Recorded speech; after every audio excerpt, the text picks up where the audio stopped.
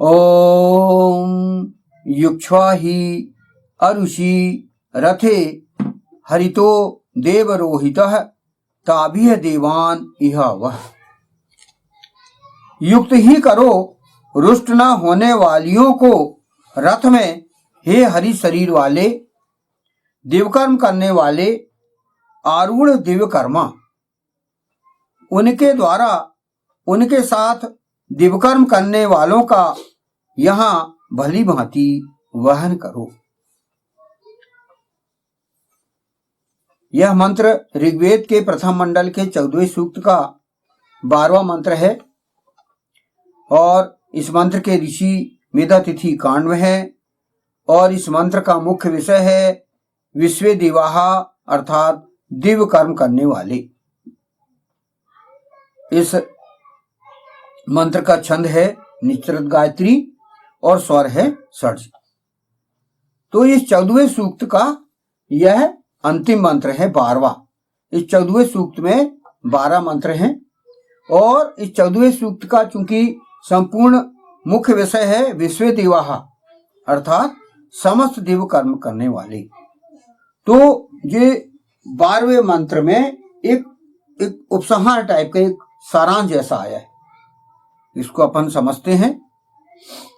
Footnote है, युक्त ही करो रुष्ट न होने वालियों को रथ में, हे हरि शरीर वाले, दिव्य कर्म करने वाले आरूढ़ दिव्य कर्म। युक्ष्वा ही आरुषि रथे हरितो देव रोहितः। यही फुटनोट का अपन भाष्य समझते हैं। मूल मंत्र में हरितो देवः पदों का प्रयोग किया गया है ना। हरितो देवा अर्थात हरित शरीर वाले। इसका शाब्दिक अनुवाद हरे रंग वाला देव अथवा हरे रंग वाला देवकर्म करने वाला होगा। हरितो देवा अर्थात वही अपन ले सकते हैं। वेद में जिसे हरितो देवाः कहा गया है उसे ही पुराणों में हरि कहा गया है। पुराणों के अध्ययन से यह भली भांति स्पष्ट है कि हरि शब्द का प्रयोग विष्णु परम पुरुष के लिए ही किया गया है। अपन पुराणों में पढ़ते हैं देखते हैं तो भगवान विष्णु के लिए हरि शब्द का प्रयोग किया गया है। तो यहां पर वेद में चूंकि सैद्धांतिक ग्रंथ है वेद, तो परम पुरुष के लिए हरि शब्द का यहां पर हम अर्थ लेंगे। इस मंत्र में विष्णु परम पुरुष को, जो कि दिव्यकर्म करने वाला है, उसे यह आदेश दिया गया है कि वह रुष्ट न होने वालियों को रथ में युक्त करे। यहां रथ का अभिप्राय विष्णु परम पुरुष का शरीर है। यहां पर मतलब ये आदेश दिया गया है कि जो रुष्ट न होने वालियां हों, मतलब परम पुरुष की पत्नी, यहां पर हम अपनी इंद्र की पत्नी, अग्नि की पत्नी है ना, जो वेद पर आचरण करने वाला है उसकी पत्नी, जो रुष्ट न होने वालियां हों, उसको रथ में युक्त करना है। और यहां रथ का प्रयोग, रथ का अभिप्राय विष्णु परम पुरुष का शरीर लिया गया है।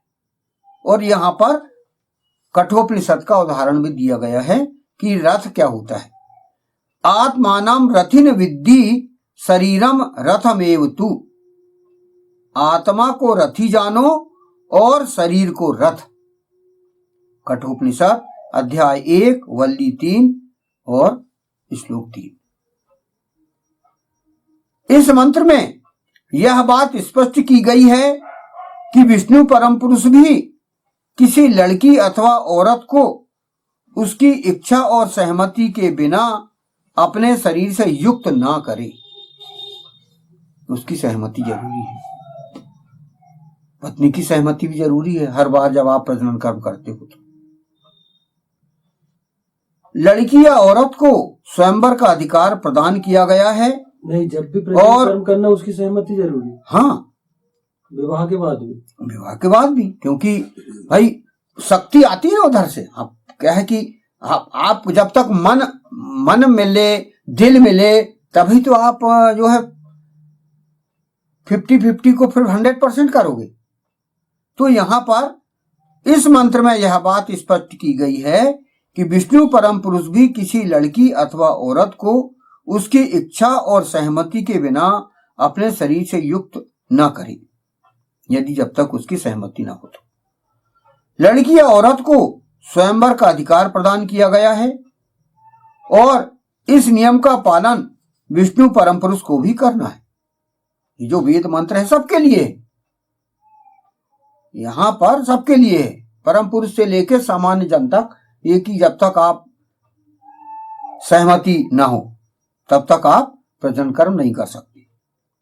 हम पुराणों में यह प्रकरण पाते हैं कि तुलसी और वृंदा के प्रकरण में उनकी स्वेच्छा के बिना विष्णु परम पुरुष ने मानव कल्याण, जन कल्याण के लिए उनसे प्रजनन कर्म किया और उसने अपने इस कार्य का पश्चाताप भी किया, शापित हुआ और उसका दंड भी भोगा।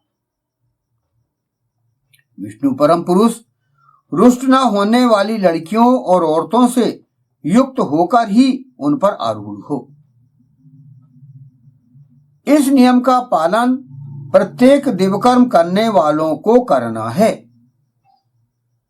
कोई भी इस नियम से ऊपर नहीं है। तो यहां अथर्ववेद का उदाहरण दिया गया है, ब्रह्मचर्येण कन्या युवानम विंदते पतिम। वेद पर आचरण करते हुए कन्या युवक पति को प्राप्त करे। वेद अथर्ववेद 11वां कांड, 7वां सूक्त और 18वां मंत्र। तो यहां औरत को, पत्नी को, लड़की को ये स्वयंवर अधिकार दिया गया है कि जब तक उसकी इच्छा न हो, स्वयंवर अधिकार, वो किसको पति चुनना चाहती है वो उसके ऊपर है। यहां पर ये मंत्रांश का यहां पर व्याख्या की गई थी। अगला फुटनोट है, उनके द्वारा उनके साथ दिव्यकर्म करने वालों का यहां भली भांति वहन करो, ताभी देवान इहा वह। इस फुटनोट की व्याख्या यहां पर की गई है, विष्णु परम पुरुष को रुष्ट न होने वाली लड़कियों और औरतों से उनकी सहमति से अपने शरीर से युक्त होकर उन पर आरूढ़ होकर कोई अय्याशी नहीं करनी है, अपितु उनके द्वारा या उनके साथ समस्त दिव्यकर्म करने वालों का वहन करना है। इस कार्य हेतु ही विष्णु परम पुरुष को औरत गमन की अनुमति प्रदान की गई है। विष्णु परम पुरुष को तभी उसको अनुमति दी गई है जब वो उसकी इच्छा हो, जब उससे प्रजनन कर्म करे। और यहां पर श्रीमद् देवी भागवत पुराण का भी यहां पर या बृहदारण्यकोपनिषद का यहां पर उदाहरण दिया गया है। यहां पर है, बताया गया है, श्लोक है, सा वै नेव रेमे तस्मादेकाकी न रमते सह द्वितीयम इच्छत सह हे तावानास यथा स्त्री पुमांसौ सम परिष्वक्तौ सह इमवेवात्मानं द्वेधा पातयत् ततः पतिश्च पत्नी च भवताम तस्मादि अर्ध भ्रगलम इव स्व इति हा इस्मात् यज्ञवाक्य इष्ट इस्मादाम आकाशः स्त्रिया पूर्यत एवं संभवतो मनुष्य अजायंत। इस श्लोक का हिंदी अनुवाद यहां किया गया है, उसने इस प्रकार रमण नहीं किया, उससे एकाकी रमण नहीं होता, उसने द्वितीय की इच्छा की, वह इतना हो गया यथा औरत और पुरुष परस्पर लिपटे हुए हों कसकर, अर्थात समपरिस्वक्तौ, उसने अपने आप को दो भागों में विभक्त कर डाला। उससे पति और पत्नी हुए, इसीलिए यह शरीर अर्धप्रगल द्विदल अन्न के एक दल के समान है, ऐसा याज्ञवल्क्य ने कहा। इसलिए आकाश और रस से परिपूर्ण होता है। उसने उससे संभोग किया, उससे मनुष्य उत्पन्न हुए। यह है बृहदारण्यकोपनिषद अध्याय 1 ब्राह्मण 4 श्लोक 3।